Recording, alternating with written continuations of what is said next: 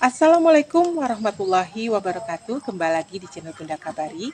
Di video kali ini Bunda akan kembali berbagi salah satu cara mengatasi batuk dengan menggunakan lengkuas. Caranya, pertama-tama kita pilih dulu batang lengkuas yang sudah besar.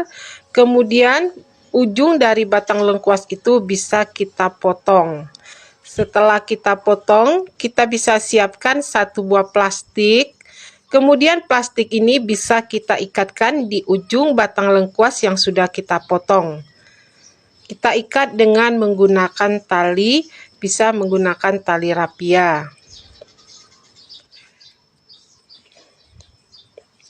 Selanjutnya, setelah kita ikat, kemudian batang lengkuas yang sudah kita ikatkan dengan kantong tadi kita ikat kembali, kita tarik agar batang lengkuas tersebut menunduk ke arah bawah, agar nanti cairan dari batang lengkuas tersebut dapat ditampung di dalam plastik yang sudah kita ikat. Selanjutnya kita diamkan dulu selama 1 malam. Setelah kita diamkan selama 1 malam, kemudian keesokan harinya kita bisa lihat apakah ada air di dalam kantong plastik yang sudah kita ikatkan di ujung lengkuas tersebut. Nah, air yang ada di dalam kantong plastik inilah yang bisa kita manfaatkan untuk mengobati batuk. Selanjutnya, kita bisa langsung meminum air dari batang lengkuas ini untuk mengobati batuk.